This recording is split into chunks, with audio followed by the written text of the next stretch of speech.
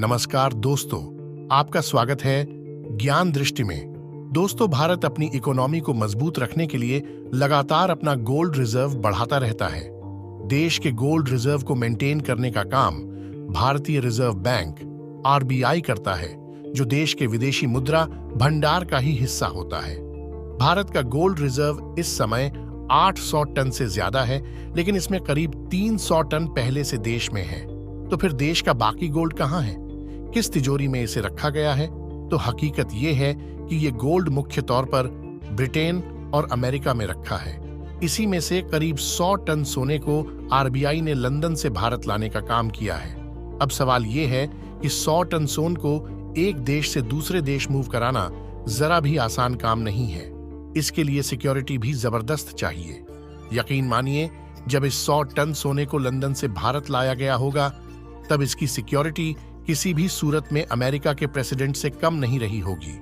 चलिए बताते हैं कि आखिर ये सोना भारत कैसे पहुंचा। 33 साल पहले भारत ने मूव किया था इतना सोना। इससे पहले भारत ने इतनी बड़ी मात्रा में सोना 1991 में तब मूव किया था, जब भारत की अर्थव्यवस्था आजादी के बाद अपने सबसे बुरे दौर में थी।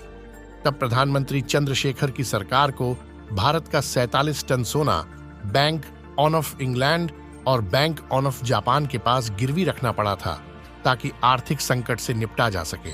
इस घटना के बाद ही देश में लिबरलाइजेशन जमीन तैयार हो सकी थी। और फिर जब मनमोहन सिंह प्रधानमंत्री नरसिम्हा राव की सरकार में वित्त मंत्री बने, तो देश की इकोनॉमी ने उदारीकरण का रास्ता अपनाया और इतिहास की करवट ही बदल गई। देश के लिए तरक्की की एक नई राह खुल गई। हालांकि मौजूदा घटना इससे उलट है। अब की बार आरबीआई ने 100 टन सोने का मूवमेंट किसी आर्थिक संकट से निपटने के लिए नहीं किया है, बल्कि ये भारत की आर्थिक मजबूती को दिखाता है। भारत ही नहीं, बल्कि दुनिया के अधिकतर देश अपने गोल्ड रिजर्व को लंदन या अन्य देशों में रखते हैं।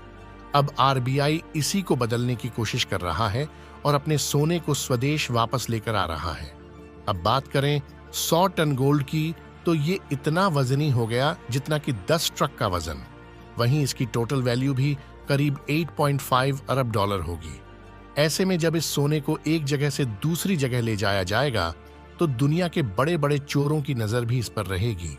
आप सभी ने इटालियन जॉब या अभिषेक बच्चन की प्लेयर फिल्म तो देखी ही होगी, तो आपको अंदाजा होगा कि सोने की चोरी कैसे कैसे की जा सकती है। इसलिए भारतीय रिजर्व बैंक ने 100 टन सोने को एक बार में नहीं, बल्कि कई छोटी छोटी किस्तों में इसे मूव किया। दोस्तों, आपका क्या कहना है इस बारे में?